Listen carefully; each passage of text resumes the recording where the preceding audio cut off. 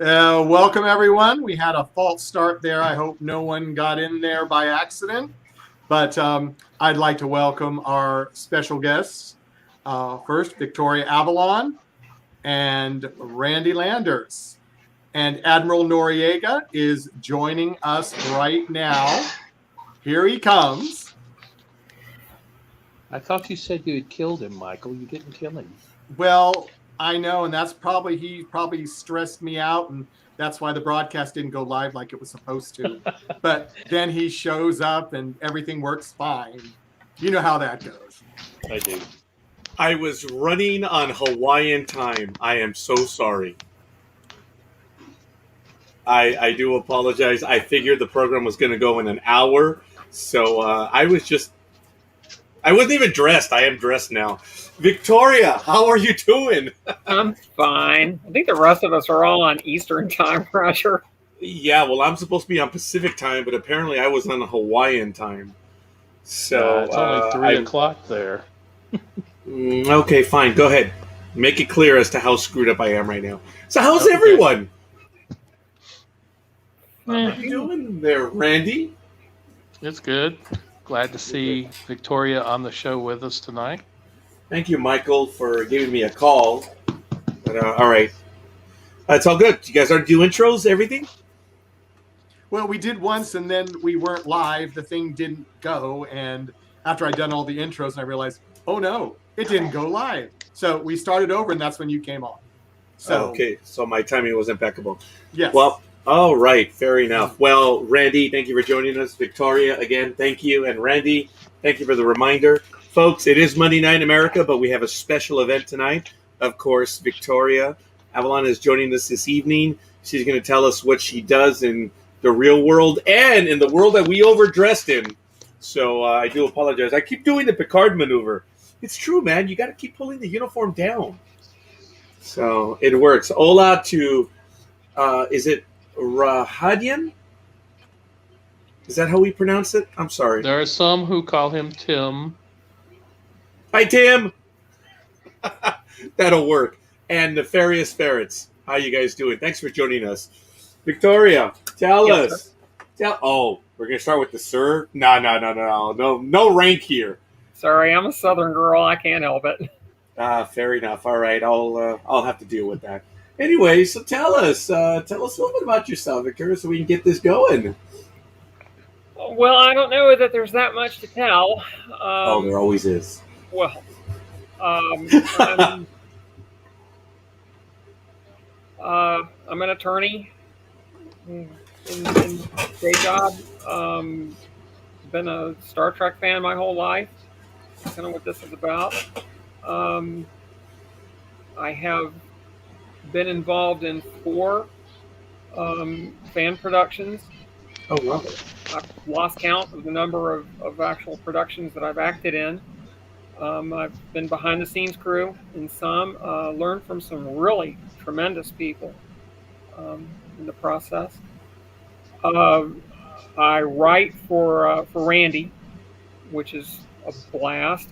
I've really learned a lot doing that. I'm not good about talking about myself, so I'm not sure.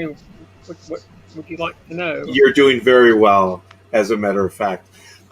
Did you ever think of coming up with a program, maybe the Starfleet's version of the JAG Corps or anything like that? No, actually. The funny part is that most people who I work with in production companies only have a very superficial, unless they've known me for a long time, only have a very superficial idea of what it is exactly that I do to finance those film trips, because I like to get as far away from the courthouse as I possibly can when I'm out of it. I mean, I've been in law enforcement most of my adult life, one way or another, and when I wasn't doing that, I'm a former paramedic and former military, and I want to get us far away from from all of that as I possibly can when I'm being creative. And the folks that I work with in the fan film industry are just as far away from that world as possible.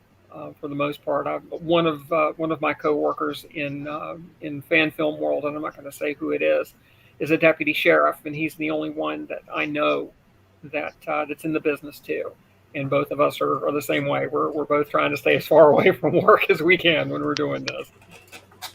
All right, Randy, I only handed it to you on the silver platter. When are we going to have a court-martial episode? Never. Okay, fair enough. All right. Actually, we just released a promo for an upcoming special release featuring the return of a character who, I guess that's technically a court-martial. Yeah, it kind of is, actually. Yeah. I had nothing to do with that. And I just saw Mike Bednar show up. Oh my gosh, Mike is one of the ones that got me into this in the first place. Hi, Mike. That is cool. Well, fair enough. I guess maybe we can show that promo in a little bit if it's possible. And if not, we're all good. If there's a promo, we could probably see it. But Victoria, would you tell us what you're doing right now, which program you're involved in, your role, and maybe your character a little bit? Hi, Michael. Oh, notice he says hello to everyone. Okay, that's fine. I got it, Michael. But Victoria, yeah, would you tell our audience your role right now? And, sure. Well, primarily, I'm involved in Randy's Orionverse, the greater Orionverse. I'm a staff writer. Potemkinverse. Yes, I'm a staff writer for Potemkin Productions, and primarily for Starship Deimos. I've written, I think, 11 of the 17 that we filmed. And I've played the character of Sîan Gabriel in every one of those except one. There's only been, of the 17 that we filmed, or 18, I've been in all but one. I'm also involved in Dreadnought Dominion, that's put on by Wrenn and Gary Davis. I play Dr. Maurine Farrell. We'll be filming again in February, I think. And I know Randy's working very hard on that script. He's a great storyteller too, and I love working in that universe. And my friend John Broughton and Mike Bednar, Mike is here, have announced Farragut Forward. Apparently the crew is getting back together, and stay tuned. I played one of the engineers, Yvette Dupree, in that, and hang in there, and you may see her make a comeback. We'll see. That is cool. That's good to know. So who knows? Michael, there it is. Everyone is asking you to be a part of it. Keep that in mind, please. Which is really, really cool. So right now you play, I understand you've written many of the episodes, but you are Captain, correct? Yes, Captain Gabriel now. Yeah. She did not start out that way. When I started with Deimos in 2015, Sîan Gabriel is English, Welsh, and she was supposed to be the ship's engineer. And one thing led to another, and we had some cast changes, and Randy needed a captain, and I guess I was next up on the totem pole. So I ended up stepping into that role in our episode Where They Have Gone We Follow at the end of that. What has been the most satisfying aspect in your involvement? And I'm generalizing. I'm not asking you to pick a favorite or whatever, but what have you enjoyed the most being involved in these fan projects, these fan films? I do this for the people that I meet and the experiences that we share. I've gotten to go places that I never thought I would go, see things I never thought I would see. I can remember I worked 2 episodes of Star Trek Continues on film crew. I worked for Matt Busey. I was the first camera assistant. and I was on set when we shot the pilot. We shot Pilgrim of Eternity in 2013, and I was just a gopher for Matt, and I can remember setting up mesh screens. They're called flags that we use to diffuse light, and I could just see Vic Mignonia and Chris Duhan running lines, so I couldn't see them clearly, but I could hear them going back and forth. And I'm standing on the bridge in Kingsland that I'd helped to build when we were doing this. And just for an instant, I was in 1969. Oh my God, that's so amazing. I can remember when we were shooting Conspiracy of Innocence with in Farragut, which was the first time I ever actually wore the jumpsuit. And we were setting up for that, and I'm standing behind the console, and oh my God, it was just wow. I never thought I would actually do anything like that. With Dreadnought Dominion, I always wanted to play the ship's doctor, right? I mean, everybody has roles that they wanted to play, and the two that interested me most were the ship's doctor and the captain. Of course, everybody wants to be in the center seat, right? Everybody wants to be the hero. Of course. And in Dominion, I play Dr. Farrell, who happens to be a longtime character in Gary's headcanon, well predating my involvement in that series. And in 2015, they asked me to voice her in audio production, animated production called Excalibur Logs, and that was an honor because those guys have worked so hard on that universe for so long. And then they got in a bind a couple years later, and they asked me to reprise the character live. So I got to do that. The doctor snapping orders, in extremis, and I hadn't done anything like that since I'd been a paramedic in the 1980s. And of course, that was for real, and this isn't. But you still kind of get in the moment, and it's still kind of cool. I mean, you're doing that Dr. McCoy thing, and Dr. Farrell's got the same kind of relationship with the captain, Jason Brusso, who's played very well by Gary, and we have that same kind of brother sister vibe going on, and it's really awesome.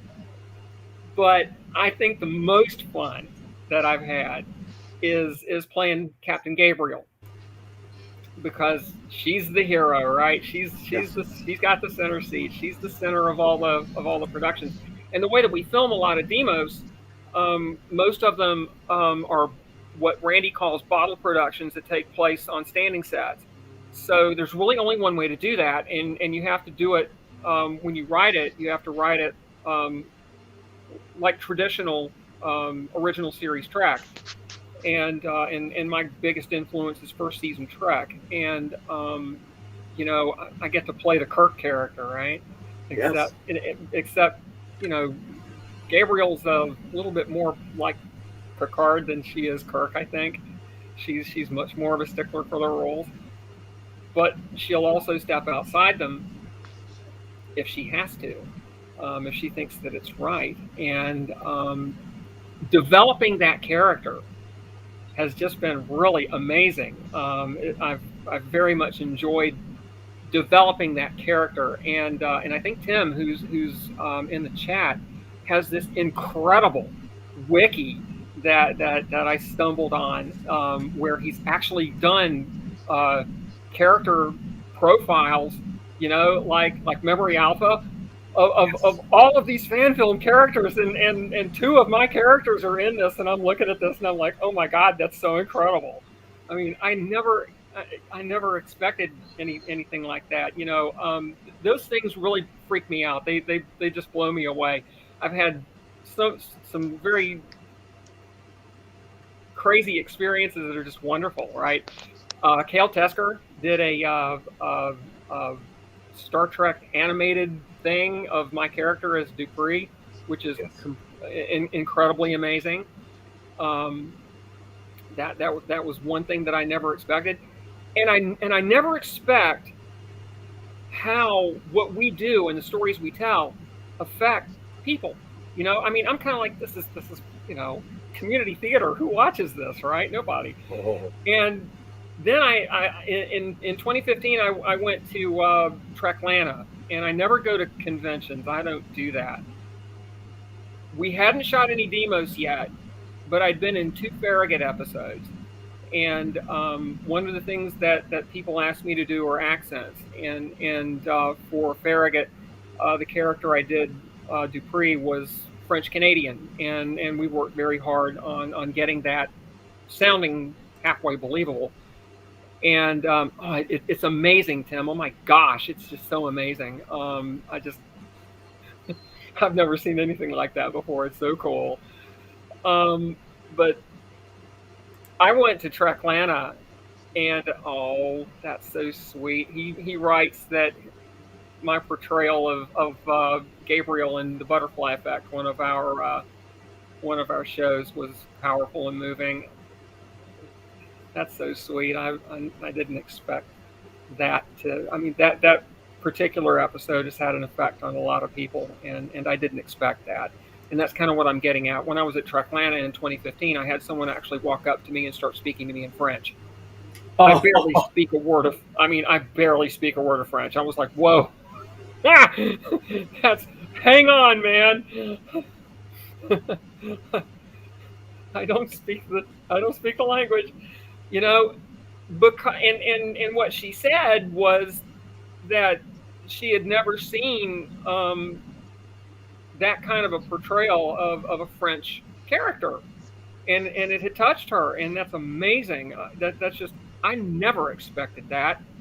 I've had people actually think that I'm English, because Gabriel is British, and again, we've worked very hard on getting that accent, and apparently I've done it well enough that people actually think that she's from England, or I'm from England.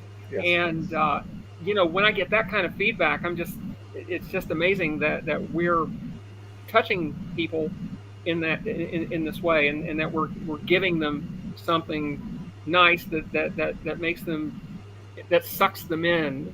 We live in such a terrible world right now, and things are so terrible in a lot of places, that if we can give people the kind of escape that original Trek gave them, then I think we've done something good. And that always just, that's very special to know that even if we've touched one person, that's just so huge. Victoria, these productions have. I cannot speak for Randy, and I cannot speak for Michael, and for speakers. All 3 of you have more experience than I do in actually being involved in these endeavors. But these endeavors picked up after Star Trek went off air. I mean, they were on while Enterprise was on, but they just exploded, and the fans ran to them. Use the word escape.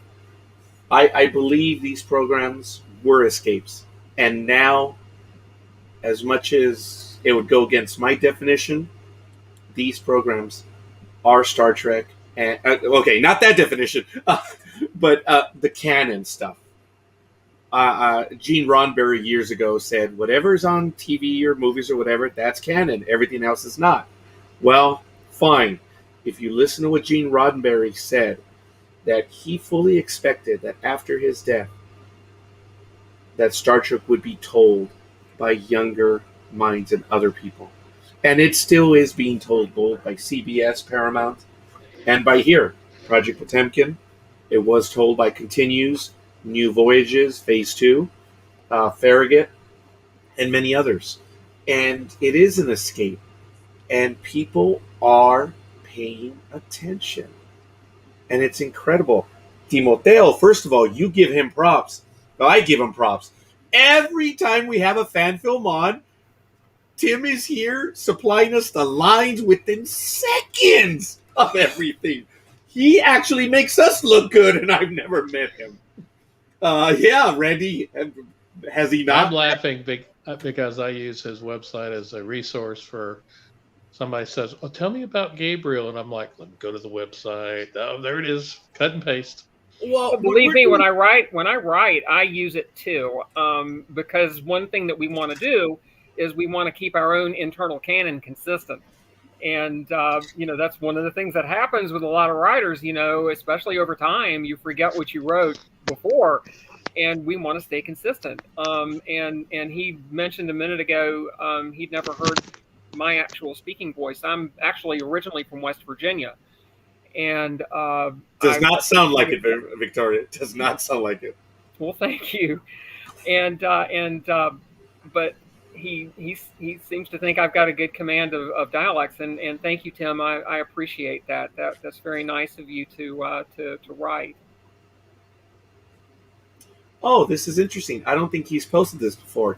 He did clerical and research support at the New York Times for 22 years.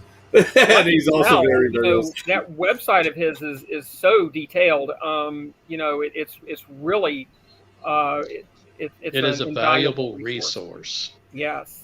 I have to tell you, I'm not kidding. He has been a resource for us every time we do a fan film. I cannot exaggerate it more, right, Michael? How many times we're like saying it 30 seconds for it to get to him, and maybe 3 seconds after that, bam. There it is. Yeah, and he has made us look good on these programs. It is invaluable, Tim, and I thank you, and also we your all commentaries. thank you. Yeah, no kidding.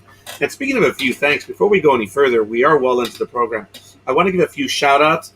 Thomas Whitney, Tony Konopka, Jacob Hayes, thank you for the likes, folks. You know what to do. We're going for 40. 40. Okay, we're going for 40. If we get 40, we'll hand out an Amazon card. So let's get them likes, folks. But for everyone that's in the chat room here commenting live, would you share with us where you are in the world? We'd love to know. As a matter of fact, Victoria, where are you at right now in the world? I'm in Central Florida, which always surprises people to find out that I'm willing to drive all the way up to Kentucky or to Alabama or if as far as Washington D.C. Yes. Why? Well, first of all, I love to drive. That's kind of a thing. It is therapeutic, isn't it?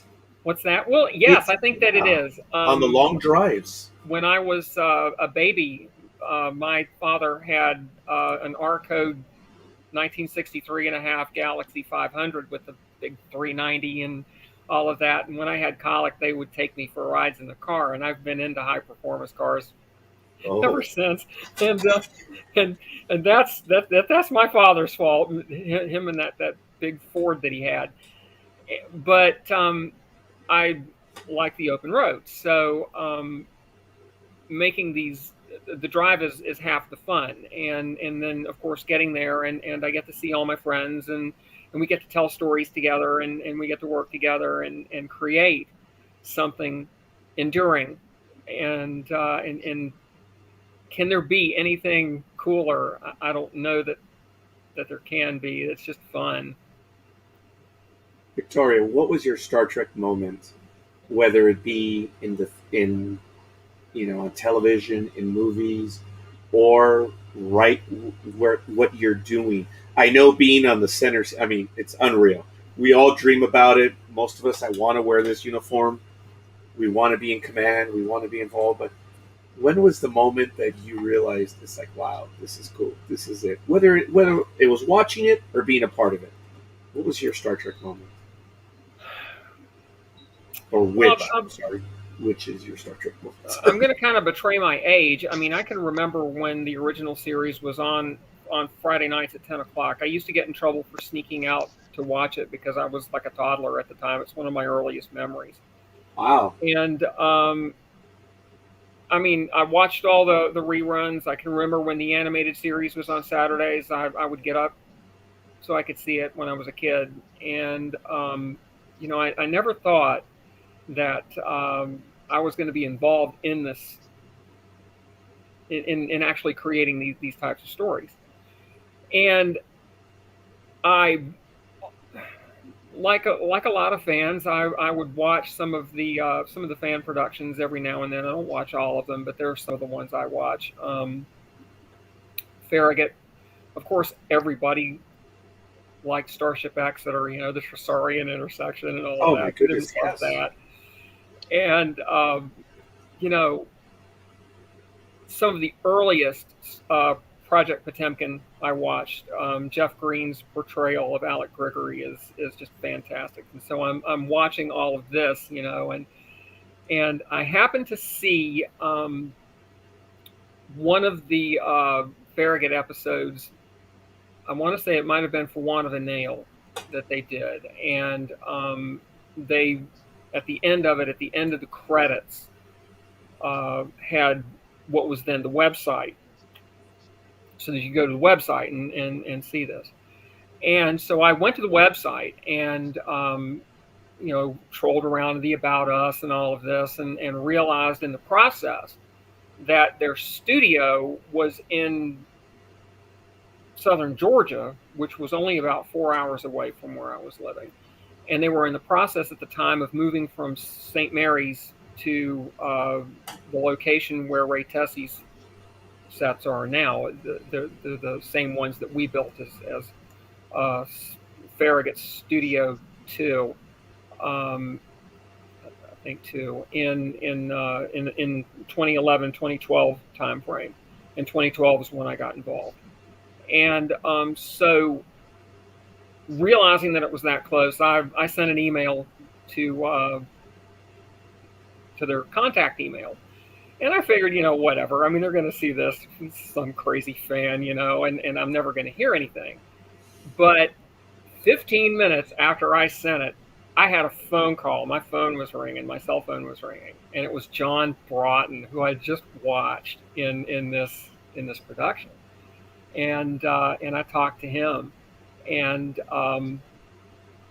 got me to come up and help finish building out the sets. And when I first walked into into what now is Neutral Zone Studios, when I first walked into that, they had the bridge up, and it was pretty much the only thing.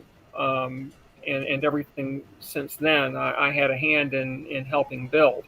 Royal Weaver and Greg Green were our foremen of construction.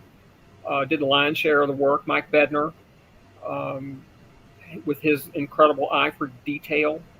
I can remember him with a protractor, taking angles and measuring things off of a television where they were watching DVDs to get the right measurements. I can remember one night when we built the captain's quarters, where he and I and Greg and Royal and Dan Scanlon were all in this all-night long argument over how high the mattress of the captain's bed is from the floor, and Mike measuring it and doing math to come up with exactly the right height. I mean, that's why those sets look the way they look, is because of that attention to detail, and it's primarily Mike that was the driver of that. And that moment talking to John was really kind of like, oh my God, this is real, and I'm going to do this. But then I got up there, and when we were setting up to film Pilgrim of Eternity, the local Farragut crew were the ones that set that up. And we lit it for filming. And that was the first time I'd ever seen the sets lit for filming. And Sam Rooks, who was our director of lighting, he's a Hollywood professional, and he's lighting this thing, and it looks like the 1960s. And it was like you were standing there, on Desilu sets in the late 1960s, and that was just amazing. little bit of sarcasm by Tim right there on the height. Very good, Tim. Very good. Everything you all see when you go up to the neutral zone now, you've got Mike to thank for that because of his just tremendous attention to detail. And I will share this with you. When I found out about Farragut Forward, I found out what I know, and I really can't talk about it because it's not my place. But I found out about it in a phone call from John, and it was almost like that same phone call with him 9 years ago. It was just, amazing all over again. Yeah, as a matter of fact, I think we've all been sworn to secrecy, huh, Michael? Yeah, pretty much. Yeah, you too, Randy. Yeah, I know nothing at all. Right. I'm sorry, Admiral. Hey, no, it's just a pip. That's all it is. Yeah, and if anybody is interested, I mean, Roger and I have done 2 interviews with Michael about the set construction of Farragut. And yes, they are long, but man, the details and the pictures and actually The some stories. spoilers for Farragut Forward, Yes. because he is building the models that they're going to use for filming. They're not going to use CGI. They're going to actually go back like they did in the early 60s with models and film the models. And his models are incredible. So you want Yes. more info on that? Yeah. Check the NDB Media videos, and they're there. Right here on Facebook, folks, on the NDB Media page. So it's really good stuff. But going back, Victoria, the character that did you have the role of engineer, chief engineer at any time? Okay. Okay, Yes, let me get the dog. Sîan Gabriel Yes. started out on Deimos as the Cover chief dogs. engineer. Okay. I apologize. No, go ahead. Captain Gabriel started out as Deimos' chief engineer in 2000. And that was one of the things that we wanted to do. If you look at a lot of early Deimos, the relationship that then Commander Gabriel has with the captain, Jeremy Quinn, Terry Self, who played Jeremy Quinn, and I worked. We were trying to create that kind of old friend relationship that Gabriel was supposed to be his conscience. And one reason that you see her in command of the ship so much in early Deimos is because what we were trying to do was capture that Mr. Scott in command kind of thing that they used to do in original series Trek. So anything that I wrote where Gabriel was in command of the ship, and when the landing party is off doing whatever it is that they're doing, is because I was reaching for that vibe as a writer. And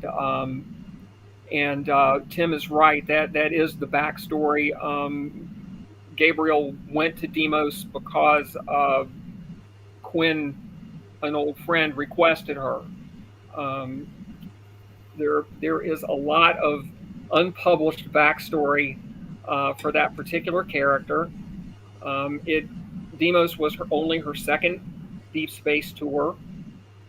Her Starfleet is a second career for Sîan Gabriel. And that's what her friends call her because her name is Welsh. It's Shan, and most people can't pronounce that, so it would be natural to call her Sîan, which is a Welsh word. The closest approximation is Jane, I guess, for a woman's name. And in one of the episodes, we reveal that she joined Starfleet and took a reserve commission because she was working on the Transwarp project in the 2280s when she was associated with the university on Alpha Centauri. And the unpublished part of that backstory is that she was actually one of the leading critics of the Transwarp effort. And when it crashed and burned, Starfleet got payback by invoking the seldom used reserve activation clause and drafting her to convert or help in the effort to convert the Starship Excelsior to conventional propulsion, which is how she ended up working for Captain Sulu and in Randy's universe, Captain Chekhov later on. She has won the Federation's third highest award twice, the Star Cross. And one of those was during the Nexus incident aboard the Enterprise. She was temporary duty from Excelsior to Enterprise for the shakedown cruise. And we've never gotten into that, but that's part of her backstory is that she was drafted, and her entire, up until the time she was named as Deimos' captain, her intention was to go back to the university and teach. And there's a script in development right now where one character mentions that. Victoria, I have to tell you, that's awesome backstory. I appreciate your understanding of the transwarp stuff too. A lot of people don't know, but it's generally considered a failure. It hasn't exactly been said, but in several books and stuff, it's been stated that the transwarp project was a failure. It's pretty good. Very few people know that, Victoria. It's neat. And the rest of the history is really exciting. I was listening. I was amazed. So you have a backstory.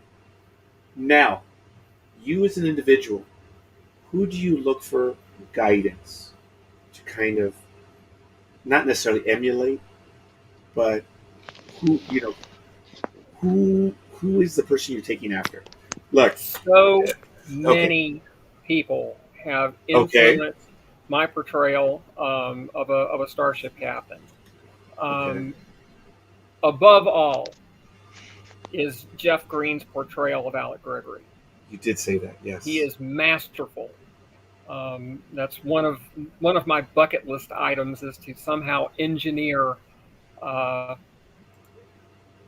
getting on screen with him somehow. He's amazing. If you're familiar with George K. Ian, his mother played a starship captain in his series called The Infinite Chain, and her portrayal is just fantastic. John Broughton's portrayal of Jack Carter influenced me very greatly. Gary Davis's portrayal of Jason Brusso has influenced me. And Vic's portrayal of Captain Kirk has also influenced me. I've watched him as he's portrayed, and he's a professional actor, and I watched him create a character that was created by somebody else, and that has been a tremendous influence on me as well. I'm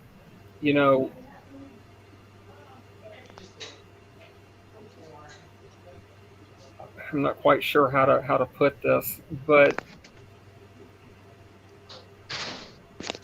I think everything that you do in this, if you think you're not influenced by somebody else and their creativity, I think that's a lie.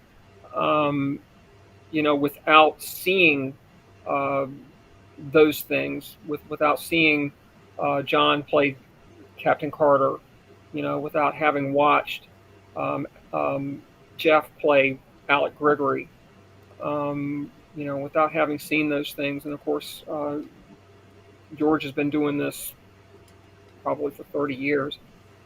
Without seeing some of these things, all trial attorneys are ham actors, and if they say otherwise, they're lying to you. When you're in front of a jury, you're trying to tell a story, and the best trial lawyers are all good storytellers first. So all of these people are telling a story through the way that they portray these characters. The finesse that I have in short-term story writing, I have because of Randy. Randy pretty much trained me how to do that. I was not good at writing short-form stories before I worked for Randy. So he's been a huge influence. All of these people have influenced me in this journey, and I'm grateful for all of them. Let me interrupt you right there, Victoria. Randy, yeah, go ahead. Jump in, Yeah, please. I'm grateful for all the work. I mean, she's written most of the Starship Deimos scripts. Hers are always excellent. They're highly acclaimed, critically applauded scripts. I haven't had a. This sounds silly. I haven't had a dud from her ever, and that means a lot. I Yes. rarely have to do much to her scripts when I get them. I mean, a minor tweak here or another thing there, but when that's usually the case, it's like, oh, so and so dropped out of the show, or she can't make it to the shoot, or nope, that's not in the budget. Randy, for the captain, when you're involved and you're trying to form these characters, you are the producer. How did you see her role at first? Did you envision her being maybe a Rachel Garrett type, or maybe a Janeway, or even just someone else? Just curious how we write, because folks, I forgive me for being ignorant and sexist. We still do not have very many female captains. We don't. Okay, well, most fan films might not, but of the several Potemkin Pictures projects, we've got 3 female captains, Yes. and we also have had 2 African American captains. I'm not trying to be token. I'm just saying that I don't write for this or that, and Victoria will tell you she doesn't get to write for this or that. And now that we've got the crew established, she can actually do more of that. But originally, it said captain and the Right. lines, science officer and the lines, medical officer and the lines, and then each actor brings to the productions their own characterizations and their own characters. Victoria created her own Yeah. Sîan Gabriel. It's not my creation, it's hers. And while I would love to take credit for it, there's absolutely no way I could, because she's got this incredible backstory. She's got how Mhm. she sees the character. And when we get scripts from other people, and it's for Deimos, she takes what they've written and turns it into her words. And the same thing was true of Jeffrey Green when he was Captain Gregory, and will be again. He took someone's script, often mine or David Eversall's, and he would literally rewrite them, rephrase them, modify it so that it was his words, not just the screenplays. And that is what I think sets Victoria apart from a lot of people, is that she actually goes and tries to capture like Tuck's lines. They're written for Tuck. We were just discussing an actor who may not make it to the next shoot, and what were we going to do? And she's like, well, we can give his lines to this character or this character. That's how lines are. But when I told her I've got someone lined up to come in and take that person's spot, I told her, we're not changing the lines. It's up to that new actor to make that role his. And I just love working that way. Imagine, Okay. Roger, that you could pick your own character to be your own way and come aboard a film of ours I'm and sorry. and shoot. Careful. Yeah, shoot the way you want it to. Well, the way you're still going to have to say the lines or the intent of the lines. You're going to still have to be part of the story, but you get to be the way you want to be. Victoria is the way she wants Sîan Gabriel to be. Yeah. Lee Drew is the way he wants Eric Drogo to be. Tuck Stevens is the way that he wants. Did I just about call him the wrong name again? Harper. Mr. Harper. You know how I am with Harper's name. Yes, I understand. Well, we change stuff all the time when we get on set like that. Yeah. I had one time an argument between two characters who were like, I want her lines and she wants mine, and that's how we're going to do it. I'm like, that's fine. It worked. It works. Yeah. Trust your actors to know their characters, especially when they've created them. To answer Tim wanted to bring up a character point about Captain Gabriel, that she still wears a wedding ring. Oh yes, that was a bit up there. Yeah. There's a couple of reasons. There's some non-canon reasons for that. Number one is I'm married, and I don't take my wedding ring off. So I needed a way to explain it.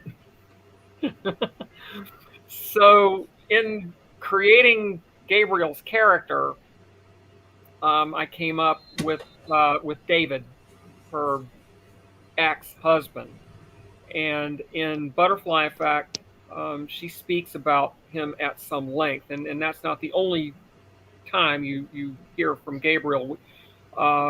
There's an earlier episode where she's having a discussion with Jeremy Quinn when they think that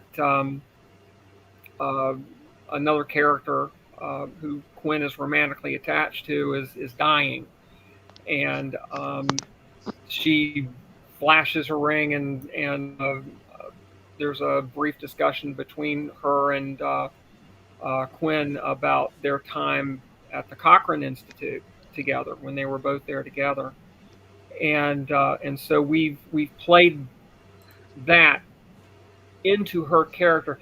Hi, Donna. Frank and Donna are both here. They're the creators of Dreadnought Dominion originally. They're fantastic people, bilkers, and very talented.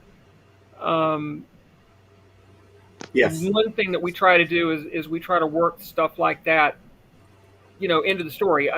In classic Trek, you never see them wearing jewelry, but you know that they do. I mean, people are people, and that's not going to change. So rather than pulling my wedding ring off, the only time I've ever taken it off for a fan film was when John asked me to take it off for the two Farragut, well, actually it's three Farragut productions that I was in.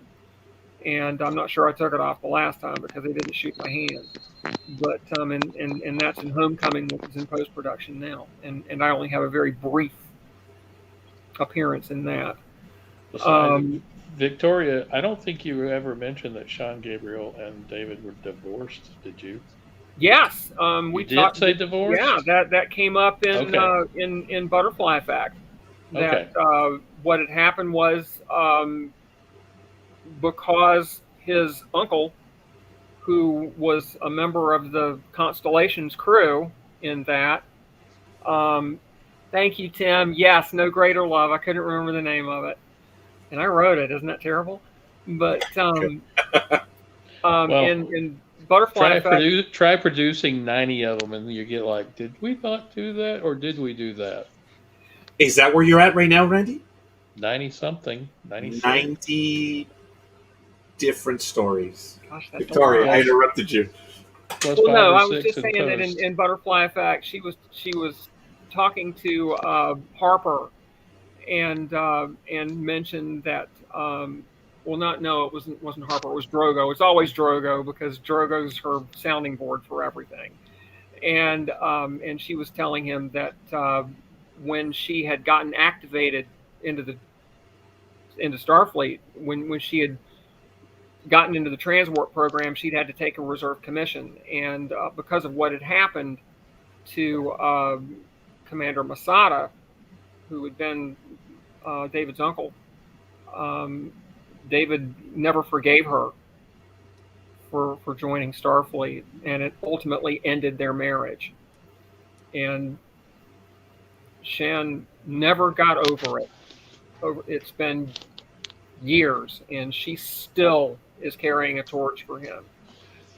And I want to write an episode about that at some point, where somehow David makes an appearance, and they'd have to cast that very carefully.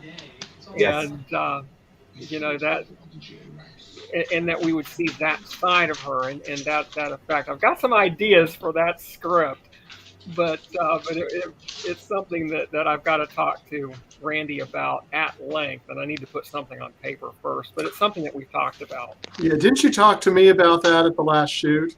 Yes, I did. Yeah, you did. Got an Yeah. idea for how that story ought to go, and where she finally gets some kind of closure. But I don't want to spoil anymore. Oh, okay. Yes, exactly, Tim. And that's where I got that. And that's where I got his first name, where they're referring to him as Gil, which is short for Guillermo. I got that I read that novel many years ago, and that stuck with me. My two favorite TOS episodes. And this is a reveal, too. Yes. Because we were eventually going to ask. My three favorite TOS episodes are the two pilots, primarily Where No Man Has Gone Before. My God, I love that one so much. And Doomsday Machine. Those are my three favorite TOS episodes. So one running gag throughout everything I've ever written, everything, for whatever series I've written it for, is somehow I sneak in a call out to the pilots, and Randy has a cottage industry of finding my call outs and editing them out. Oh. He doesn't catch them all. He does not catch them all.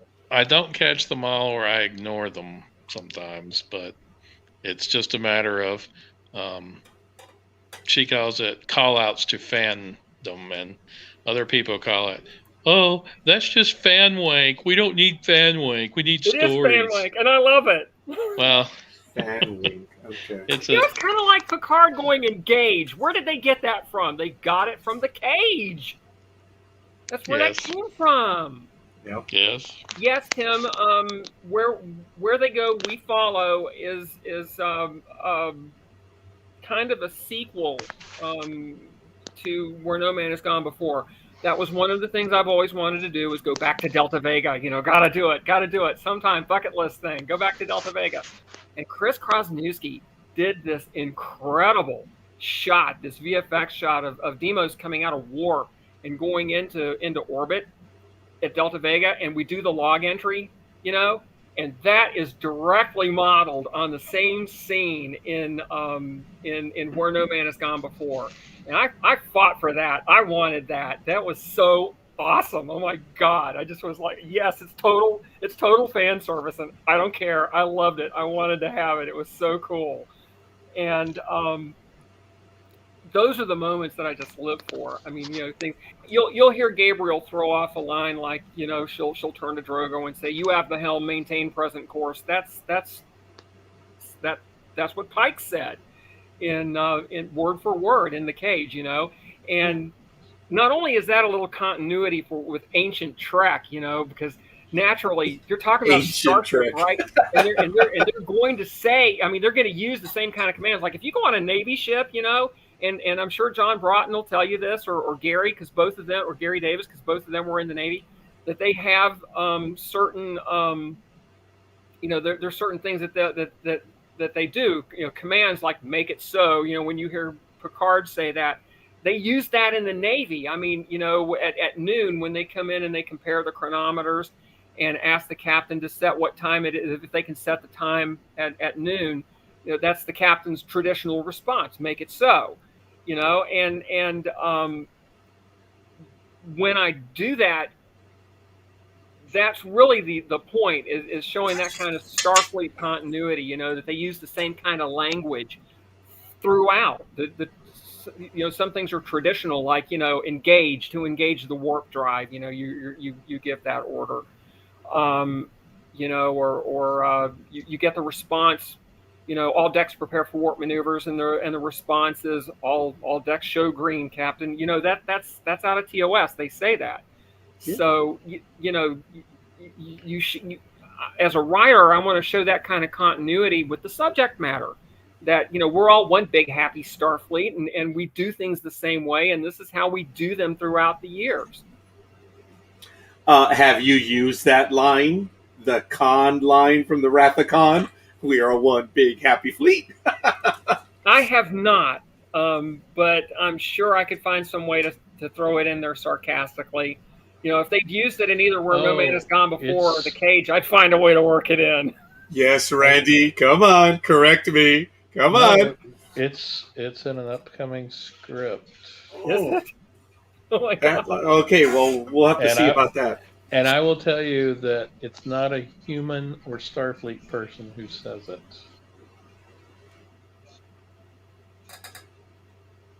Nope. Well, let's think about the Star Trek universe. Yeah, okay. No. You have to think of the Potemkinverse.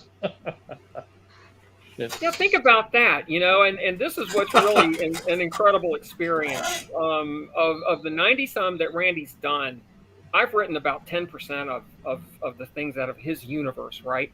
And if you look at this, he's got this universe. Randy has this universe that goes all the way back to when he was doing fanzines, years and years ago. Mm-hmm. So he's got this tremendous alternate, this incredible, detailed, complex alternate universe. And to write in that and to have a part in creating this enduring universe. Wow. Isn't that cool? I think that's cool. Yeah. Yes, it is. That's why we're here. Cool. Yes. That's why I'm not allowing anyone to call it the Whedonverse. Oh. Josh Whedon, sorry. Right. No, you're okay. I actually understood that. But he hasn't done any Trek, so yeah, it wouldn't be. It's what he does. It's the Whedonverse. And it's the Potemkinverse, and right.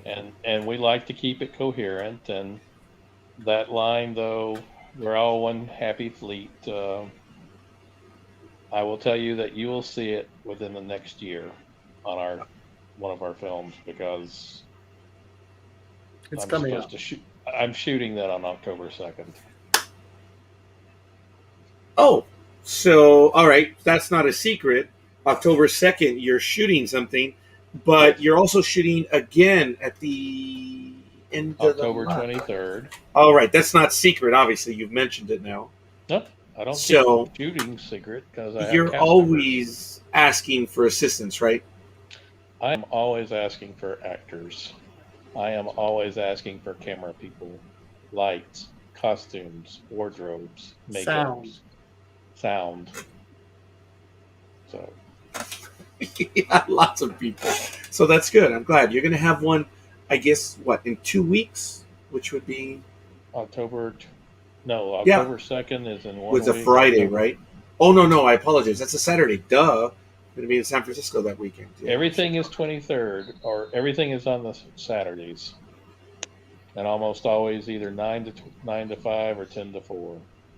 Right. So on the 23rd, there's going to be another shoot. Yeah, we're doing the Deimos. Yeah, I've already taken the time off from work. So the one on October 2nd, are you able to hint or no? It's not Deimos. No, it's not. There, Deimos. Okay, duh. Well, yes. It's not Tristan. But it is going to be cool. It's not really Kupak. I'm not involved in it. Okay. Although I did edit the script. I think. Is this the one I edited? You may have seen it. Yeah. But what we did was... we have a guess. It's the Webster. Nope. Wow, that was fast, Timoteo. I had nothing to do with that, buddy. Sorry, Tim. Nope, not the Webster. Not Marie Curie, not the Endeavour, not the Triton, not the Alexander. And not the Tristan. Not the Tristan. So there's only one left. Yeah. And you hinted about it last time. He did. Yeah. Good. At least I remember that for once. It's funny, Victoria, you mentioned that you've written so much that you may not remember everything that you've done. I've actually gotten to that myself. Tomorrow, next week, we open year 14, Wow. NDB Media. Congratulations. Hey, well, thank you. Thank you, sir. Impressive. We've just been here longer, that's all. That's all it is. We started playing. I knew I wanted to do something in 2005. Not a fan program or anything, but with the technology, the way it was going, I knew I wanted to do this social stuff. And in the summer of 2008, I said, I'm done. That's it. I'm doing it. We're doing it. I chose the last week in September. It was, I believe, the 28th or the 29th of 2008. And we've been live every week since. We had a streak of about 8 years of every Tuesday. Oh, that was broken by one of the hosts, but I won't say who right now. But anyway, we've been on every Tuesday for 8 years. That's But impressive. now we've been on every week and numerous times now. So there should be a mention of a USS Noriega. I'm actually holding out hope to finally be in these programs. I want to volunteer and I want to help in not only doing what we're doing here, because I'm just, look, Victoria, everything you said earlier resonated with me. And all I can tell you is my small contribution is this. Being able to have these conversations with you and with Randy, with Michael, and everyone else to help get the word out. I know that people are liking this program. Thank you, Michael Bednar, for the like. But people are liking this program that are crossovers from both our sports network, both our radio channel, I shouldn't say both, but our radio channel as well as our other programs. And it's awesome. I'm glad. I love doing this. I don't know that I would classify what you're doing as small. Maybe in relationship to Paramount Pictures or what have you, yeah. But or Clear Channel. Yeah, if you're going to compare yourself to a multinational, yeah, maybe it's small then. But I'm puffing up a little bit because my suggestion is, one of the things I never do, and it always freaks me out every time Randy points me to comments on some of our episodes. I never look at the comments. I don't. But we've had we've had several, particularly on Butterfly Effect, and there's a story attached to that episode of very interesting one.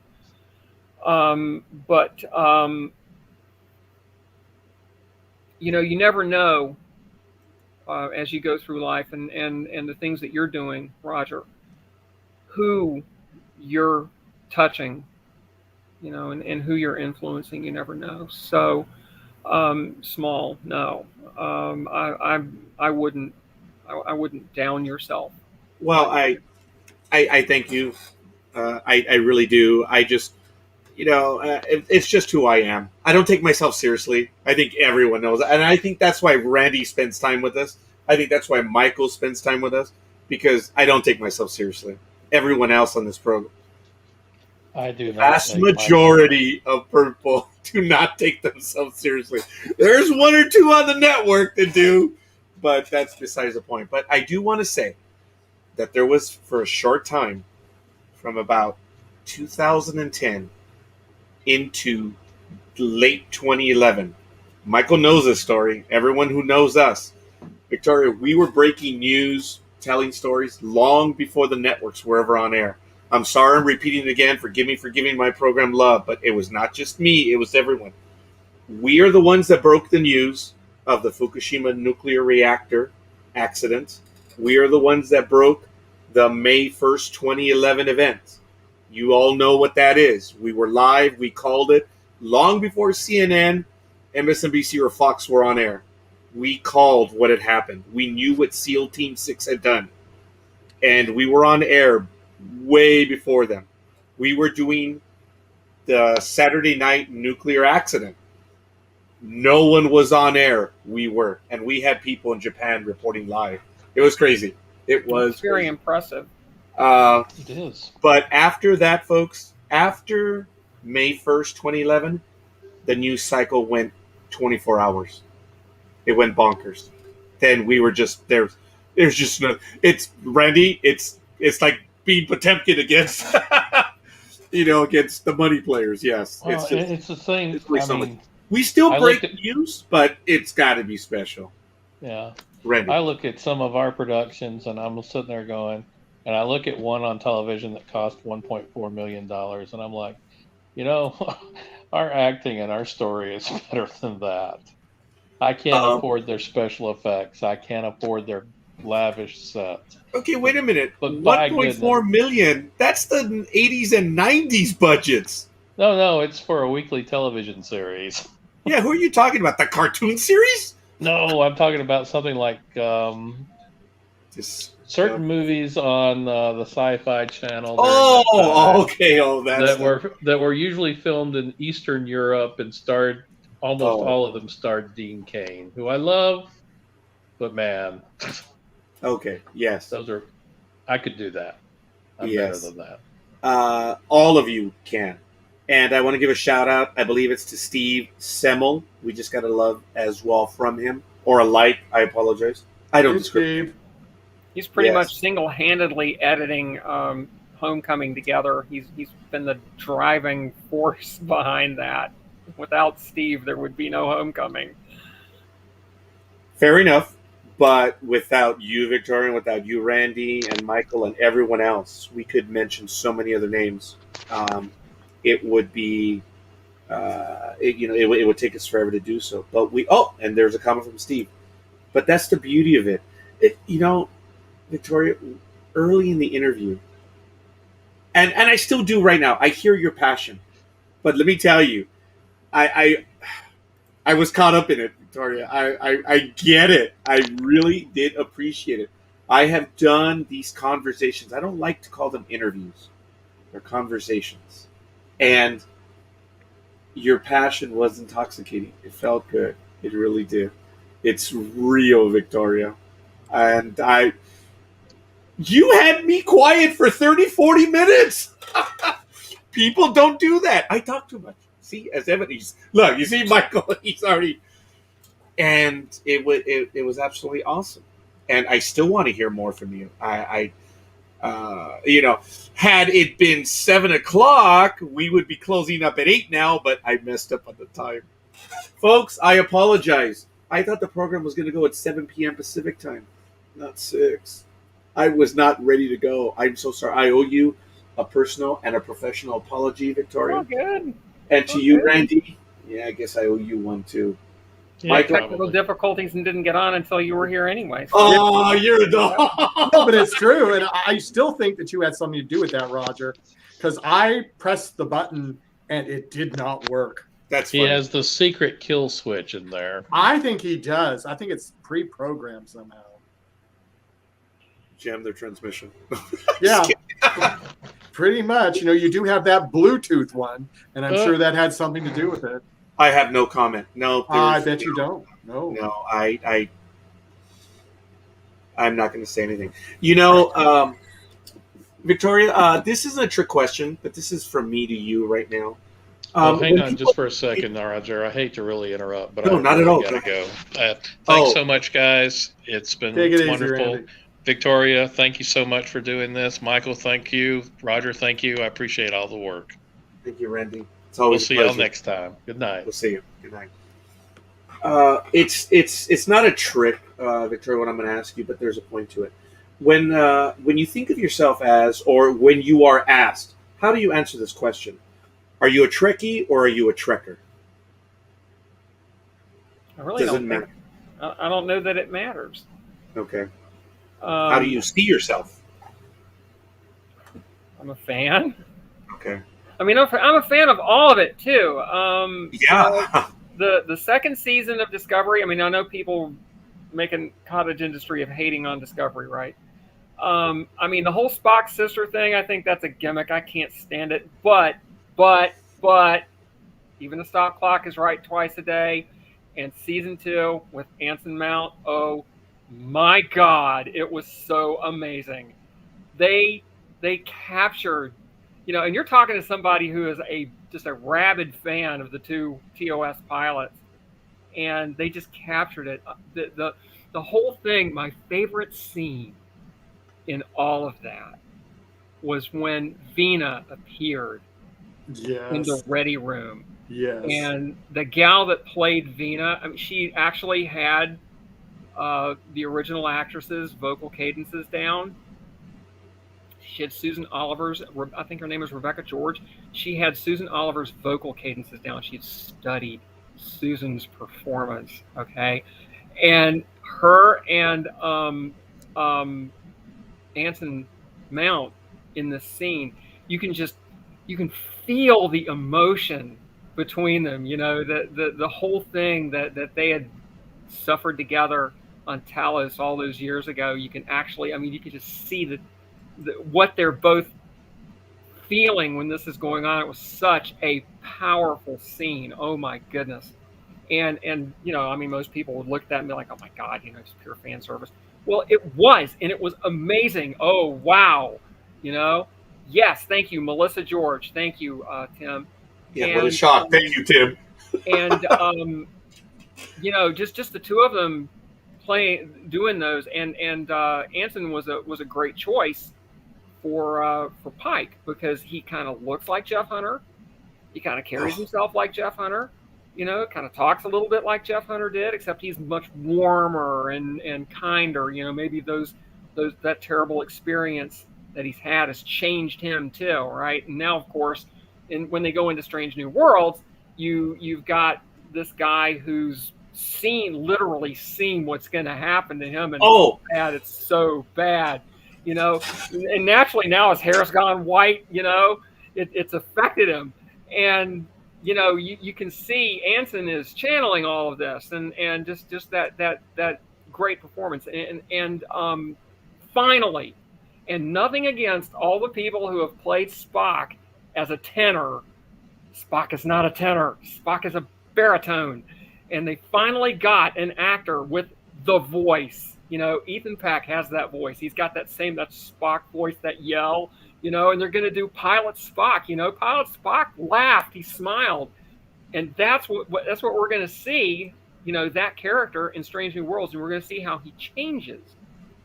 And I think that kind of thing is fantastic. And yes, I'm going to watch it. Yeah, I'm a fan. I like it a lot.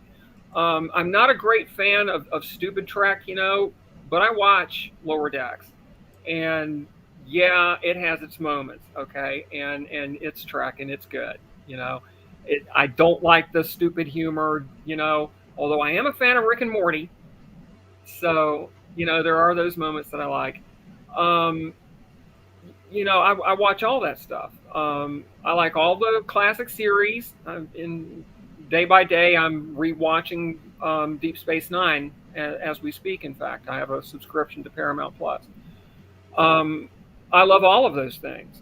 Picard, I watched all of that, and how great it is. I mean, they brought back John Delancey. I didn't get a chance to meet him because I didn't work those episodes of STC, but he was there for one of them. Bringing him back, and that energy is going to be great. And I think that you have to take it for what it is. The real thing about all good Trek, is that it tells a story. And the best fan films, George Kayan's Infinite Chain series is taken from an actual novel of that name, and he did a great job of adapting it. And that's telling a story. I mean, are the production values Hollywood level? No, but is the storytelling? Yes. Are the characters real? Are they characters that you can reach and touch and get to know and care about? Yes, that's what's important. That's what we're trying to do in all of the Potemkin series. It's what we tried to do in Farragut.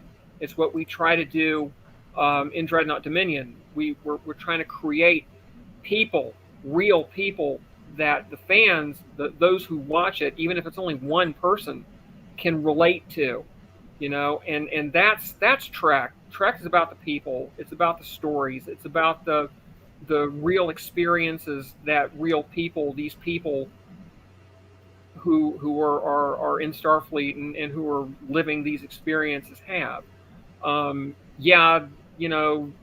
Great.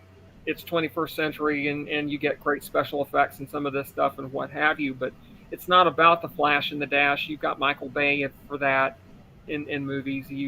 That's not Star Trek. Star Trek is about the people and the struggles and the emotion. Tim was referring to some of the scenes in Butterfly Effect. What a lot of people don't know is that Butterfly Effect was a stopgap script.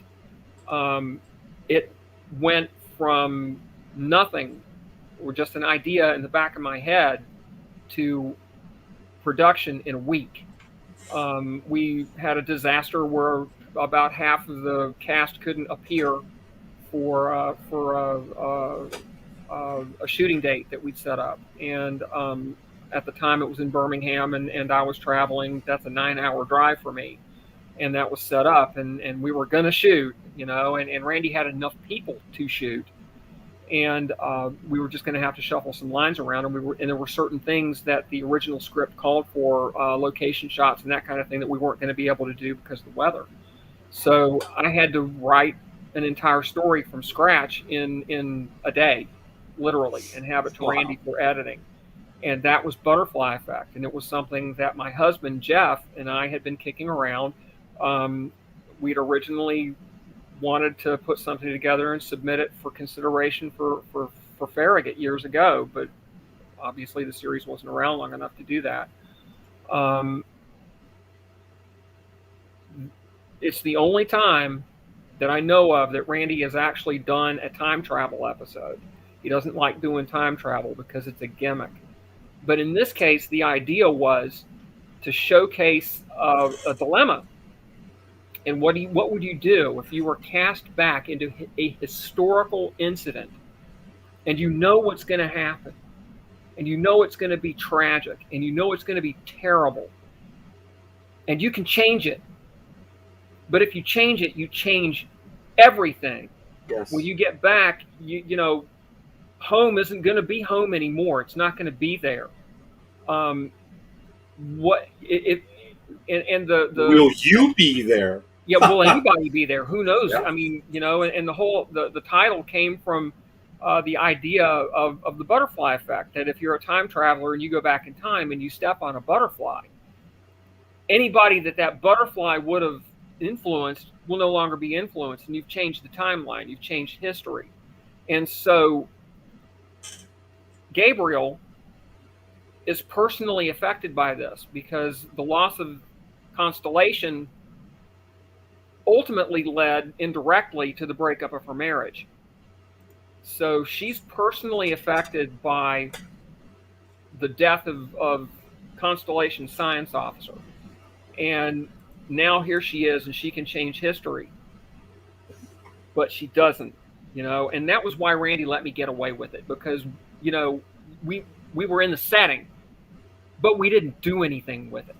And my original concept for that script was obviously going to be a lot longer and a lot more involved, and we actually would have met at least one Constellation crew person, and I never really fleshed that out, and how that would work. And I always wanted to co-opt Mike Bednar to voice Commodore Decker, because he does this incredible William Wyndham impersonation. It's fantastic. You've got to hear it to see it. He does the most amazing Commodore Decker, and he would have voiced it so well. I wanted to co-opt him for that if we were able to, for the distress call, or something like that. But when we finally got to putting it on paper, we're doing it for short form, and Potemkin stories are usually no longer than about 15 minutes. So we really had to condense it down and focus on the struggle and the emotion of the moment. And so that comes down to those scenes in the briefing room where Gabriel has to make the choice what we're going to do. She's ultimately in command. So that's what Trek is about. It's about that struggle to find the right thing to do, and how we get there, and that, the interplay between the personalities.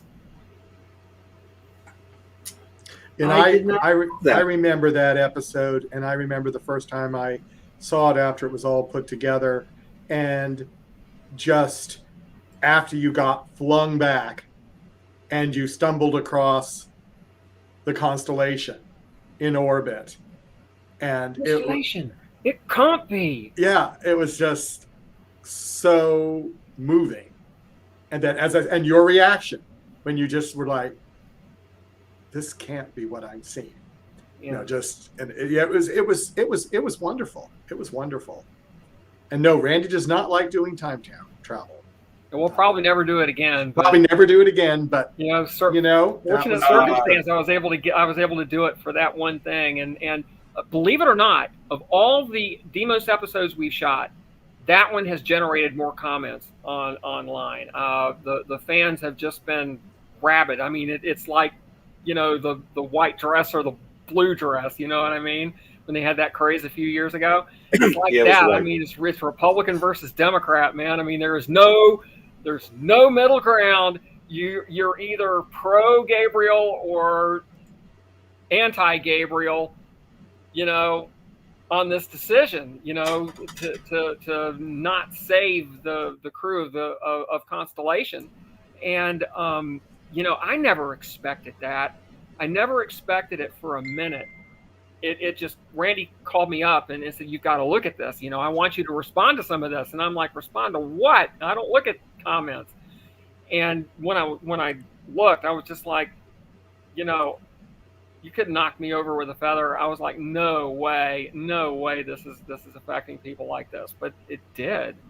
I never expected it. When we did Where They Have Gone, We Follow, mm-hmm. Randy directed me to the comments in that one too, because there was one person who actually said that he was so touched by those events, and especially Jim Brooks' portrayal of Clawwitter in that, who had to kill his captain, who had been affected by the barrier, that it made him cry. And wow, what a gift that something I wrote, and something that we portrayed, and that particularly Jim portrayed,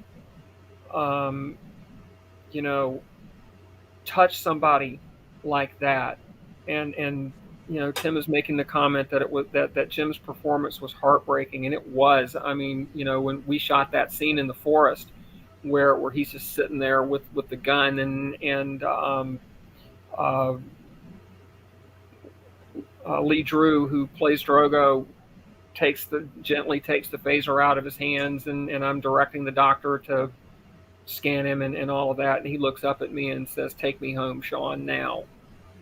And he just projected this great pain that he was feeling from having to do what he had done, and having seen what he had seen, and his character had actually been on Enterprise during the original barrier transit and Where No Man Has Gone Before, in the engine room, and had actually known Lee Kelso. And you can see in the scene with Gabriel in the briefing room at the end, where she's named captain, that he's talking about having known these people, and how Commander Mitchell's transformation and what he had done, and he saw it happening again, and I couldn't let it happen again. I couldn't let it happen again, not again. It was just amazing. Just a tremendous performance that he turned in. Yes, there's actually quite a few comments right now. Timoteo also said, "Oh no, I actually this one. I suspect that Claw would have resigned from Starfleet after that incident." That I can't say because I don't know. We've Just had a hasn't been number of- answered yet. It hasn't been answered yet. We've had a number of ideas about how to close out that character's backstory. Obviously, the production has moved, so Jim is not filming with us now. Obviously, if he wanted to come back, we'd love to have him back. But I guess at some point we're going to figure out some way to close out that character, and we've had some ideas about that. But Tim's suggestion certainly isn't wrong. That's actually, it wouldn't surprise me at all. It would be completely within Clawwater's character. He was very badly affected as a character by that experience, and I'm not sure that it's one that even a hard bit guy like Wolfgang Clawwater would get over easily. Yeah. Michael. I keep getting messages. I'm trying to. Oh, thank goodness! Yeah. I thought it was me. No. I actually started looking at my phone. I'm like, oh my god, am I the one making noise? It's you. Okay, it's me. And I just, yeah. No, you're okay. I've got to turn it off. Timothy also says, in my head canon, Clawwater's at Starbase 211 undergoing treatment for PTSD. Who knows? That's not necessarily a bad idea. Who knows? I mean, that's certainly plausible. Certainly. So, just very quickly, going back to some of the stuff that's on Paramount right now, you're watching it all, right? Yes. Yes, I watch it all. All right, fair enough. Would you? And folks, I'm sorry, I'm talking to everyone. If you haven't seen it by now, it's real easy. All you need is a different credit card and another free 7-day look. You can watch it, cut it out. So if you haven't seen it, screw the spoilers. Season 3 Discovery. What'd you think? I didn't like it. I mean, it's okay for what it is, you know. Okay. I think that the actor that plays Saru really turned in a tremendous performance. Okay. I think Sonequa Martin-Green is a great actress. I just don't like the character of Michael Burnham, and I don't like her backstory. Some of the other characters I liked. I like the mirror arc where they have Captain Killy. I thought that was cool. You know, that was cute. Yeah. And the gal that plays her is fantastic. I think they've kind of missed a march by not doing anything else with Laurel. Mary Chieffo is just tremendous. And I play Star Trek Online, of course. And there's a whole series of episodes where she reprises the character of Laurel, and it's fantastic. And the gal that plays Tilly reprises Captain Killy in a series of those episodes, and she does a fantastic job at that too. You know, and you also get to play a couple of episodes with Sonequa Martin-Green playing Burnham, and those are fantastic too. When she's not shackled by the Spock's sister, you know, Mary Sue routine, and Tim is right. You know, when he refers to her as Mary Sue Burnham, that's right. I mean, that's the writers who did that, not the actress. I think she's doing a great job with what she's been given, which is not nearly good enough. What they're trying to do clearly with the third season of Discovery is give them a launch point to make them more of a traditional Trek experience. You know, so it gets them away from that Spock's sister routine that most of the fans really don't like. And they've made her the captain, you know, and the question is she going to overcome, you know, now that she's got the responsibility. You know, the center seat changes. You look at Gabriel, you know, if you compare Sîan Gabriel in the last episode we shot with Sîan Gabriel in No Greater Love, for example, when she was still chief engineer. She's different because she has more responsibility. And in where they have gone, we follow, you see that responsibility crushing her as the acting captain of the ship. That's got to change Michael Burnham's character too. So I'll be real interested in seeing how they did that. I like the guy that they've got playing that Spanish guy they've got playing the Starfleet Admiral. He's got gravitas. Oh, He's got gravitas. I like him a lot. He would have been an excellent choice for a Starship captain if you ask me. But you know,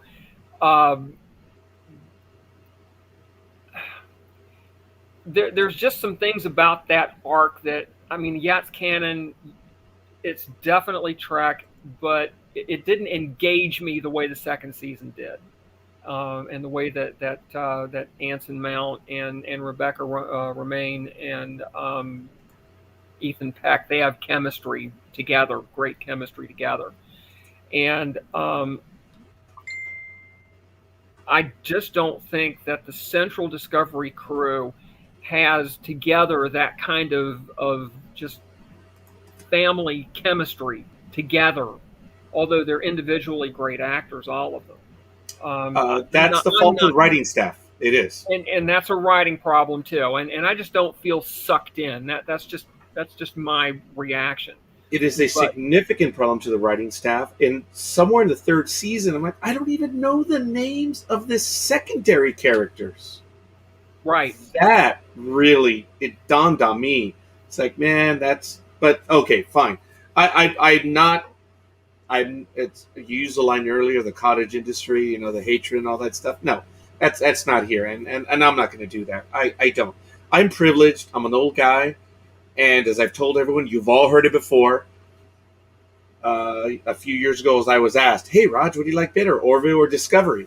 And my answer was this, Victoria. I said twice a week, my youngest daughter sits down to watch both programs with me. Sure. You tell me which one's better.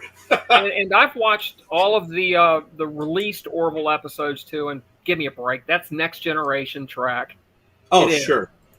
Because Seth is what? He's a fan. He is. He would have done a great job as the line producer of classic Trek. I mean, he really would, because he's a fan, and he'd be coming at it the same way we are. I mean, and what is the Orville but fan film with lots and lots of money behind it? That's what it is. It's exactly what it is. It really is. Did you have that moment? I'm sorry. Did you have that moment in Orville when all of a sudden you're like, hey, wait a minute. Is this a comedy or is it a drama? I don't remember when it happened, but I realized it when they were telling good science fiction. And it went from a pure all-out comedy to good storytelling. I mean, they did from the very beginning. Episode. Really? Okay. For me, no. Episode. It was somewhere maybe the third or fourth, where it was really good stuff. And he's a fan. You know that he's not gonna parody this. He's gonna do serious sci-fi, because that's where his heart is. His heart is the same place all the rest of us are. The difference is that he's got platform, he's got money, he's got access to lots of talent, So the big names that he's had on Orville. Yes, and a lot of Trek alumni have played on it. That as well, he's also got some, and what sets it aside is he's got some good writing too. Oh yeah, that too. There's a lot of synergy there, and it's like the 8th episode of Next Generation. It really is, and that's where his heart is. I mean, it's clearly where his heart is. I mean, look at the uniforms. Give me a break. What's he riffing off of? Duh. We can all see it.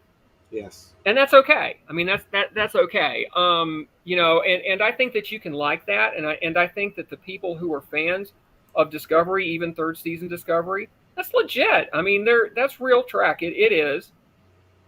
Maybe it doesn't suck me in, but I bet it sucks in a lot of other people who like that, and that's great. And there are others that don't. It just doesn't. Right, and that's why they're doing Strange New Worlds. I mean, hello, they actually listen to the fans, really? What a Amazing. score! I'm waiting to see if they're going to screw it up, but I don't think that they will. I don't think that they will, because again, they went through a whole season in Discovery. Second season Discovery was fantastic. What did someone say online that is the longest backdoor pilot ever? Yeah, and it was very well done, so they clearly can tell original, classic Trek, and they've got the right people to do it too, because if you look at the three central characters, all three of them are fans. Anson Mount has always wanted to play a Starship Captain. He said it. Rebecca Romaine is a fan.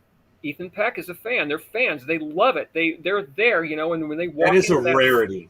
Yes, and when they walk onto that set, they feel the same way we do. When we walk onto the neutral zone, or when we walk onto Randy's sets in Lexington, you're standing on the bridge. You're there. You're sitting in that chair. Everybody wants to sit in the chair, right? Yes. And we all share that. No matter they're making millions of dollars a week, and we do it for free, but it's the same feeling. And we're trying to grab a piece of that same, that magic, that endures, that hopeful Star Trek universe where maybe the whole world doesn't have to suck, and we don't have to have this dystopian future, where the Handmaid's Tale, where you've got nuts in charge and women wearing red suits and everybody's trying to kill each other. It doesn't have to be this way, Right. And I think everybody who watches anything in the Star Trek franchise is hoping for that kind of future, wants a piece of that kind of future, wants to escape to that, even just for a few minutes. And if Discovery season 3 does that for them, then isn't that special? And thank God that it's there. I mean, even the Kelvin movies, I am not a fan of JJ Trek, but there are plenty of people who are, and it's not illegitimate. Leonard Nimoy himself was in it. So, for the people that like that, that reaches them, that touches them. And, the Star Trek audience, the fan base is broad and it's wide and it's deep and very different. And there are people in it that are different and that like different things. I mean, if you look at the likes and the dislikes for Deimos episodes, I mean, we've had some thumbs downs. Sure. We have had a lot of thumbs up. So, a lot of people will look at what we do and they'll be like, are you kidding me? The production values suck. These people couldn't act their way out of a paper bag, whatever.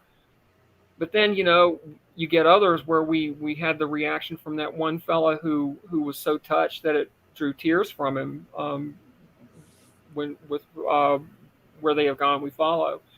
And the debate that Butterfly Effect started, that wouldn't have happened if it hadn't touched people a certain way. So, that's the beautiful thing about the universe, about the Trek universe, is that it's truly the big sci-fi tent, and there's something in it for everyone. Yes. Wherever you may be, there's a piece of the magic for you. Oh, I most wholeheartedly agree. You answered probably 3 or 4 questions which I would have thrown at you, and you already answered them all, and I'm eternally grateful. I did get a message from Michael. I'm on West Coast. It's early for me. I understand it's very late for you. Is that correct? It's coming Yeah. up on 11, and at 11, I've got about 15 more minutes, and then I've got to go because I've got court tomorrow. And I don't want to put you in that spot. I want to tell you this, Victoria. Look, there's a lot more that you have to say, and I'm sure you want to share it. And I would love to spend time where we do maybe a deeper dive on some of the stuff that you've done in the past. And maybe we'll do a few episodes, or we'll spend time on an episode. Maybe we'll do 15 minutes. Maybe we'll do 5 hours. I don't know. Just kidding. Just kidding about the 5 hours. But I don't know if I have that kind of staying power. this is the gauntlet, as I've been told. It's a price some people have to pay, Michael, but it's all right. All kidding aside, Victoria, I would love to have these conversations with you. The passion, I just can't get over it. It is rare. Everyone emotes differently, and it's very clear with you, and I want to have some more conversations with you. There's no doubt. And as a matter of fact, as I've said to everyone in the past, anytime you want to come back, look, just let us know, man. We're here, and we'll make time during the week. But it's good. We have a few more minutes. We're on your time, Victoria. Where else do you want to take us? What else do you want to talk about right now? I haven't got a clue, frankly. Okay, fair enough. Let's just do a few more themes, and then Sure. we'll be done in maybe 3-4 minutes, if that is possible with me at the helm. I'm the one that takes the parabolic course to avoid entering the neutral zone instead of just pivoting and warping out.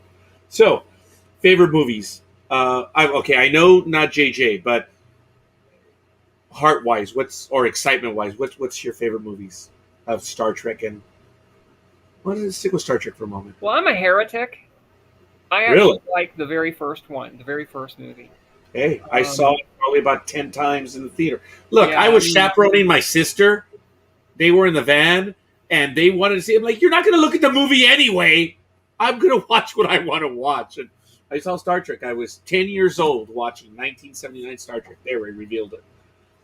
So I liked it, and I also liked... once a week for 10 weeks. You know, I believe it or not, and I hate to admit this, but I also like the one where they're all like, you know, what does God want with a starship? You know, that's what I said. Well, that's like the worst one of them, right? But I got a kick out of it. I really kind of did because I love pointing out that they were approaching it. I've always told people, I said, look, if you take the first half of the movie, it's actually not bad. It's actually not that bad. It's the second half that's questionable. Look, the exciting moment where they got to get back aboard the Enterprise, that is Kirk at his best, man. Yeah. I mean, not having any other way, and he's got to get. I mean, that was exciting for everyone. But right, and who doesn't like Wrath of Khan? I mean, oh my gosh, that was really good. Everybody likes that. Yes, that's what parents say to their kids, Timoteo. Oh yeah, so and so's good in their own different way. Really, the only one of the original series movies I didn't like was the one where they went to rescue the whales. I'm kind of like, really, the fourth movie, yes, the Voyage. Are we doing that again? Come on. I did enjoy all the Randy's movies. Right, the whole time travel trope is overdone in Trek, and that's, I guess, why I didn't like it. What was your first thoughts on Generations? Did they have to kill Kirk that way? Oh. See, for me, I had seen it from the third movie on that Kirk's days were numbered. I just figured that what he had done, they were out to get him, and eventually... I actually thought he was going to buy it in Star Trek 6 when they did that wonderful teaser where you see him getting shot and he's vaporized. Yeah, but that's not how you kill James T. Kirk. I mean, he's larger than life. If you're going to kill him, he's got to go out big. I mean, Commodore Decker went out bigger than that. Kirk saved 235 million lives. Yeah, but he died under a bridge on the Nexus. Come on, man, really? I acquiesce to that. Council, I acquiesce. Who had an epic death was Alec Gregory. That was epic, man. He went out fighting at the helm of the Starship Potemkin. That's how Kirk should have gone out. Ross, make it Hi, or made Ross. It. Yes, Ross that is so cool. Does fantastic effects and stuff. I mean, he's really great. We've had some of the incredible effects people with Potemkin. Oh my gosh, we had so many good people. Ross needs to join us again, but he also has been given an invite to join us whenever he desires. He should, because he's very talented. Oh yeah, and I made friends with him on Facebook recently. It was funny. I think he was on an episode, or we were talking about, hey dude, we're not friends. I can't send you the message. We've been very lucky in Potemkin world. Some of the people who have done things like the music and who have edited the scripts and who have done the FX, the special effects, and Randy does a lot of his own. Yes. And Ross does a lot of that stuff and a lot of the stock shots we use and the music, the theme music for Deimos all came from Chris Krasniewski. These people are all volunteers. I mean, they do a tremendous job. Samuel Cockings does the special effects for Dominion. Just amazing Hollywood level work that these people do for free. Oh, I mean, it's just incredible. Because they love the subject matter. Yeah, and when I was with Farragut, they had NeoFX, who was a professional in the field, and he did it. And these things just look fantastic. I mean, it's just television level stuff, and they do it for the same reason, that I write and act, for love of the subject matter. Wow. I have another question to ask you, and I have not asked this of Michael Day, but I'm going to give you an example. In the movies, let's stick with the movies, and maybe we can talk about the TV series next time. I'm hoping that we have you back. But what are the moments in the movies that made you left your mouth open? For me, I think of Star Trek VI when Gorkon tells Kirk, "Don't let it end this way." I remember being thrown in the theater that it's like, oh my God, even Gorkin knows there's more to this. Kirk, are you paying attention? In oh my goodness, I was thinking right now in First Contact, where Picard describes they're creating an interplexing beacon. We have to stop them. If we don't, it's over. I mean, really, I felt it in First Contact. It was over, and they had to go out there and they had to handle business. What are some of the moments, or a moment or two, that really did that to you in the movies? I know I'm ambushing you with that question. In the first movie, the Okay. the destruction of the lead Klingon battle cruiser at the very beginning. Oh wow! And Okay. later on, the death of the space station. Epsilon 9. Yeah, Epsilon Oh, 9. You can, it just gives you chills because they're having that discussion on the space station while on the monitor. You can see Mark Leonard, who played Sarek, is in Klingon yes. makeup, and the ship is under attack and it's shaken, and they're going to lose it, and they're talking about how the Klingon battle cruiser is continuing to attack the station, and he's giving Amar. orders. Remember that? Yeah.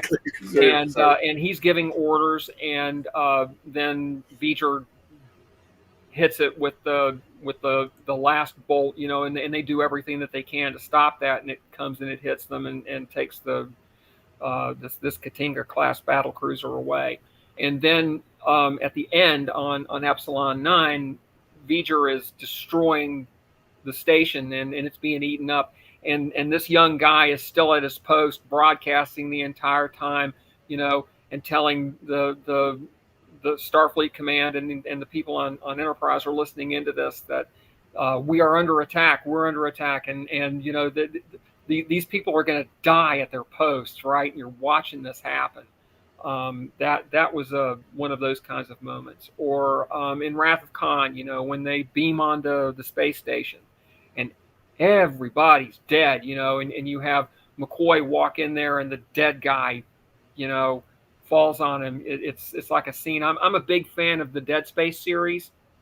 Oh, yes. I've followed Isaac Clarke through everything that's ever happened to him, and I probably have post-traumatic stress disorder from my time on the USG Ishimura. I'm an Ishimura survivor, and yes, I liked Tal Volanus the best. I'm sorry, and what happened to the Southern Colonies Armed Forces on Tal Volanus? Oh my God, how that ended up, and with General Mahad at the end, he eats a bullet for the colonies, and there's this one scene where Isaac goes into this this room where they started scenario 5, and it's showing this film, and you can hear it's Keith Zarabaika who plays Mahad, and he is fantastic. He is such a great actor, and he just evokes this tremendous performance, this hopelessness. They're going to do their duty to the end, right?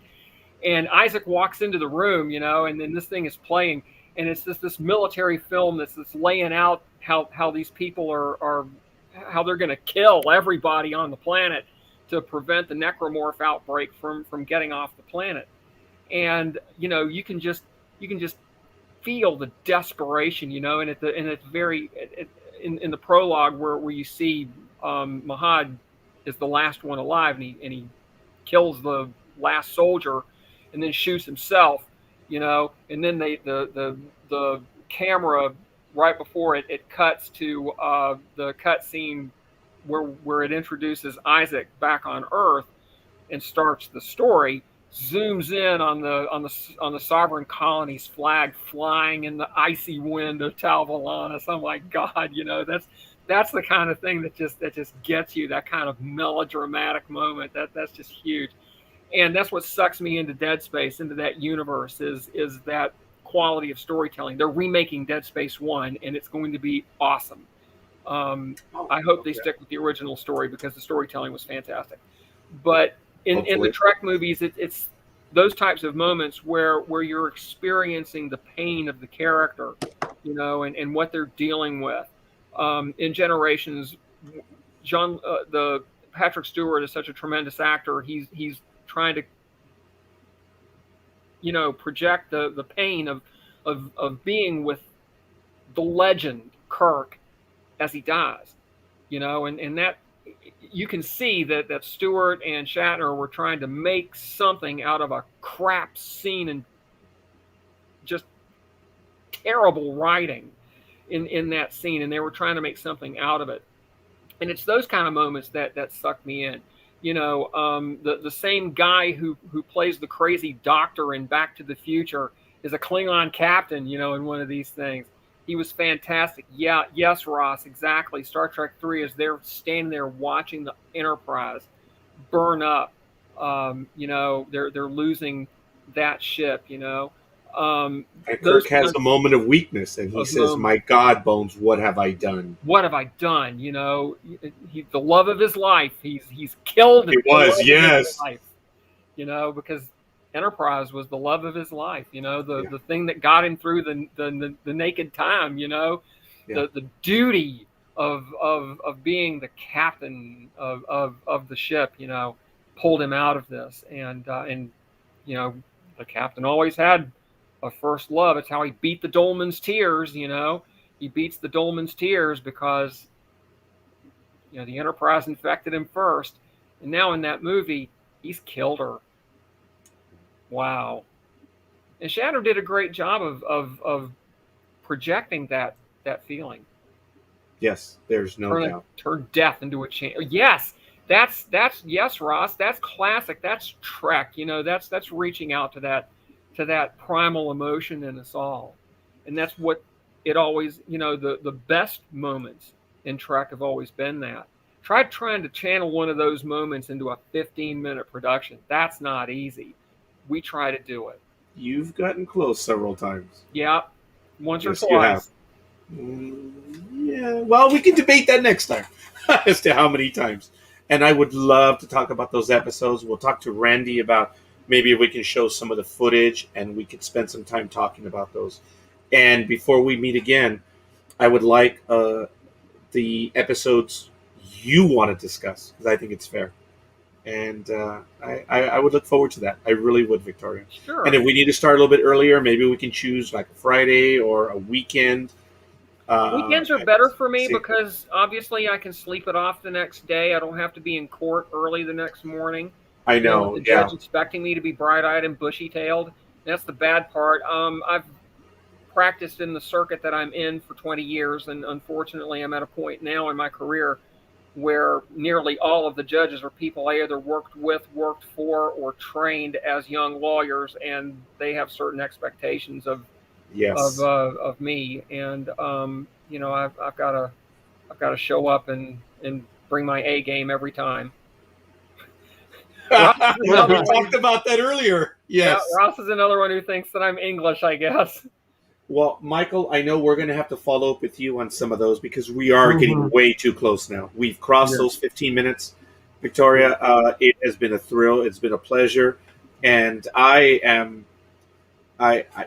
for where we are right now, and hopefully I'm looking at you returning, my answer would be second start of the right and straight on the morning.